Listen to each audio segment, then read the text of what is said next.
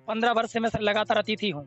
अतिथियों का सरकार के माध्यम से इतना शोषण हुआ है कि अतिथि कंप्यूटर ऑनलाइन के माध्यम से स्कूल चुनेंगे और जिस स्कूल में उनका आदेश आएगा उसमें जो आके ज्वाइनिंग करेंगे। जब विद्यालय जाते हैं तो विद्यालय वाले बोलते हैं कि हमारे यहाँ पद नहीं है, हमारे यहाँ पर संख्या नहीं है और हमें बहाने बनाकर या कोई ना कोई कारण बता करके भगा देते हैं। जब रिक्वेस्ट नहीं आई तो वो पे अपन आगे चर्चा नहीं कर सकते। रिक्वेस्ट अगर आ जाए तो फिर अपन आगे की रूपरेखा तैयार करें। नमस्कार, मैं पुष्पेंद्र लोधी। साथियों, आज हम एक ऐसे अतिथि शिक्षक का दर्द सुनाएंगे। हम बताएं कि ग्राम पंचायत अभी हम डूमर में बैठे हैं और संकुल केंद्र लगता है बमोरी और जन शिक्षा केंद्र लगता है जबेरा और जिला दमोह मध्य प्रदेश। नाम बताइए भाई साहब। मैं लाल बहादुर गर्ग बनवार से हूँ। क्या समस्या आ रही, क्यों आप परेशान चल रहे हैं? सर मैं 2009 से आज के 15 वर्ष हो गए, तो 15 वर्ष से मैं सर लगातार अतिथि हूँ। अतिथियों का सरकार के माध्यम से इतना शोषण हुआ है कि लोगों आश्वासन देते रही सरकारें, लेकिन उनका आज तक कभी किसी भी सरकार ने उद्धार नहीं किया।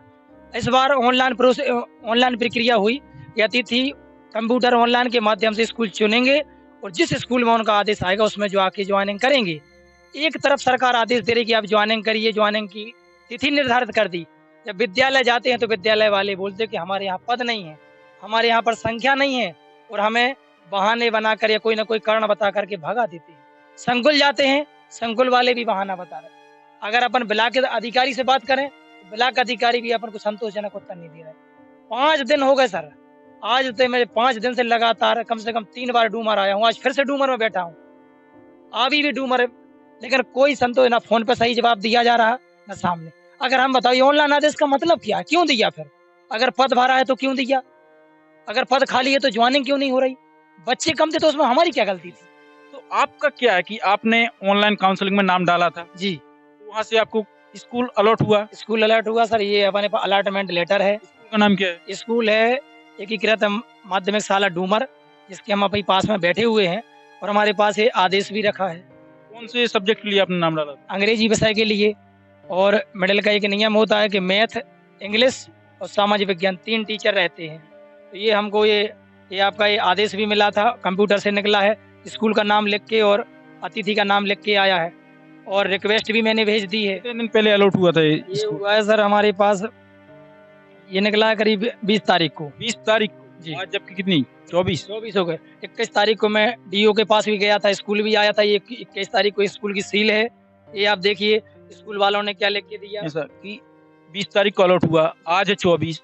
तो आप कितने बार गए स्कूल में कि भैया हमारा अलॉट हुआ? सर, 3 स्कूल बार हुआ है। तो वहाँ पे क्या बोल रहे हैं? और वहाँ पर बोल रहा है कि सर हमारे पास रिक्वेस्ट नहीं आई और रिक्वेस्ट मैंने भेज दी, मेरी कंप्यूटर प्रोसेस में रिक्वेस्ट भेज दी गई। अब इनके पास नहीं भेजी, इनकी क्या गलती है उसमें? संकुल की गलती है कि ब्लॉक से जो भी गलती है उसमें मुझे नहीं है, मतलब मेरे यहाँ से भेज दी गई। आखिरी तारीख का ज्वाइन करने? आखिरी सर अभी मुझे वैसे लिखित जानकारी नहीं है, लेकिन अभी जो ऊपर से जानकारी है कि कल शायद 25 तारीख लास्ट है। तारीख लास्ट। जी, तो देखिए, हमारा ये वर्तमान भारत है जहाँ पर चांद पर तो हम पहुंच गए, लेकिन जमीनी स्तर पर क्या हालत है कि 20 तारीख को 20 अक्टूबर को इनको स्कूल अलॉट हुआ गेस्ट टीचर के लिए। लेकिन जब ये स्कूल गए कि सर हमें एक और स्कूल आपका अलॉट हुआ है, तो वहां पर बोला जाता है कि ऊपर से कोई रिक्वेस्ट नहीं आई आपके नाम की, आपके अलॉटमेंट लेटर की कोई रिक्वेस्ट नहीं। तो ये कैसी दुविधा है कि ऑनलाइन तो हमें दिख रहा है कि भैया ये स्कूल आपको अलॉट हो गए, लेकिन जब हम जाते हैं स्कूल की यहाँ पर हमें गेस्ट टीचर के लिए अलॉट हुआ है स्कूल, तब वहां पर मना कर दिया जाता कि भैया रिक्वेस्ट ही नहीं आई। और खास बात यह है कि कल 25 अक्टूबर लास्ट डेट है। क्या दुविधा है? तो इसके अलावा आपने बीओ साहब से बात नहीं की? सर मैंने बीओ साहब को भी लगाया, उनने बोला है कि आप संकुल प्राचार्य और शाला प्रभारी से बात करें, और मेरी शाला प्रभारी से भी बात हुई, संकुल प्राचार्य से बात हुई, लेकिन कोई भी व्यक्ति सही उत्तर नहीं दे रहा है फिलहाल में। और अभी मेरी बीआरसी से भी बात हुई है, बीआरसी महोदय भी अभी शाला प्रभारी से बात करेंगे, तो मैं अभी विद्यालय पहुंच रहा हूं, वहीं बात भी कराऊंगा। आप देखिए क्या स्थिति बताइए। और आप बता रहे डीईओ के पास भी गए आप? डीओ के पास अगर क्या बोला? डीओ साहब हमको नहीं मिल पाए सर, तो डीओ साहब के यहाँ पर एक बाबूजी वहाँ पर जो कार्य देखने वाले थे, उन्हें एक पत्र दिया है ये, तो ये विद्यालय के पास भी और संकुल में भी पत्र आया है कि अपने छात्र संख्या बताइए, स्वीकृत पद वगैरह, और नियुक्ति नहीं करने का कारण, आप हमें अगर नहीं करेंगे ज्वाइनिंग तो कारण क्या है?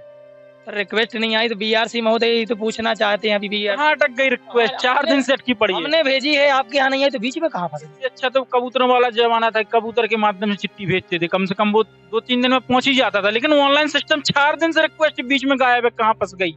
और ये संकुल केंद्र प्रभारी गोपाल महोबिया जी क्या बोल रहे हैं?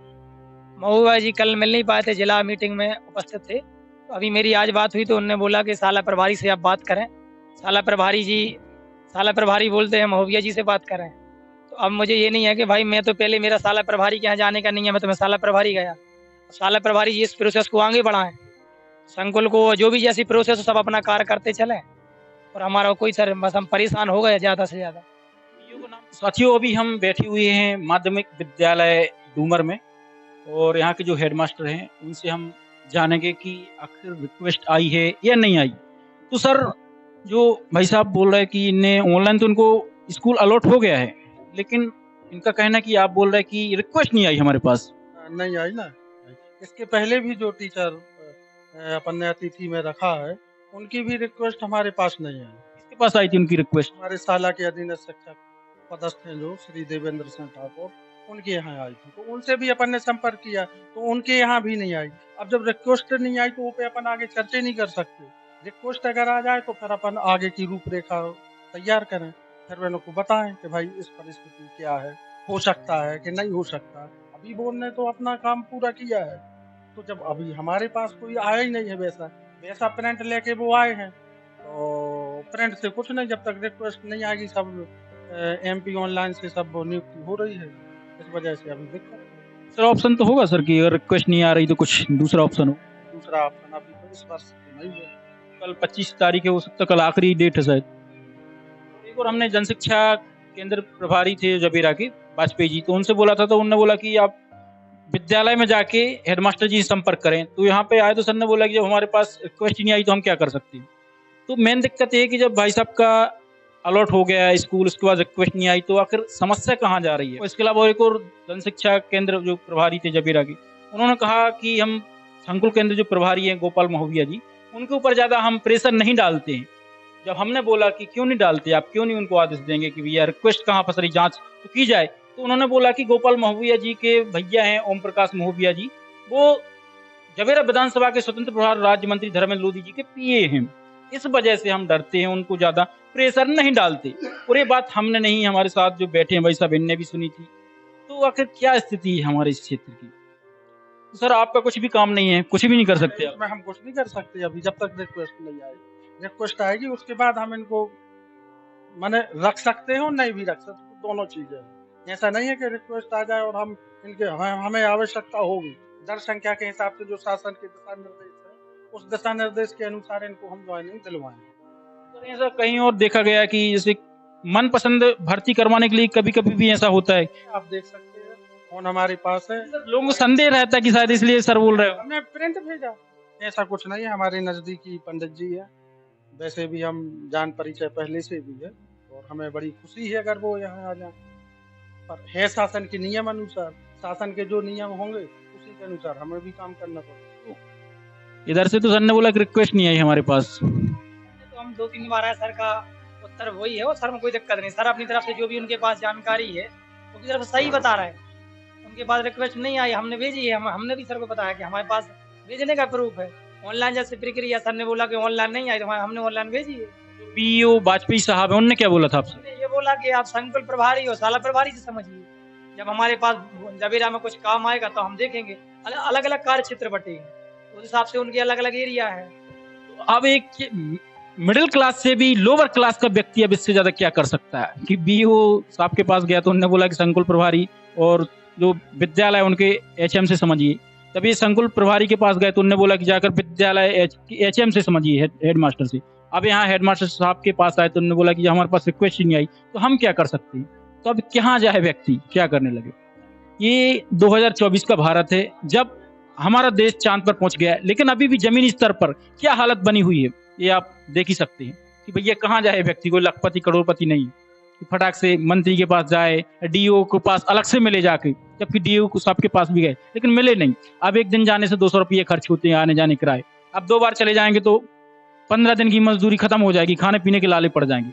कि कोई अमीर नहीं है, सब गरीब ही है। और ये स्थिति बनी हुई है कि आखिर जाएं कहाँ जाएं। ऑनलाइन तो अलॉट हो गया है स्कूल, लेकिन धरातल पर क्या कंडीशन बनी हुई है कि रिक्वेस्ट नहीं आई 4 दिन में। इससे अच्छा तो कबूतरों वाला जमाना था कि कबूतर के माध्यम से चिट्ठी इधर से उधर भेजती थी। फिर क्या ऐसे विकास का मतलब है कि 4 दिन से रिक्वेस्ट ही नहीं आई।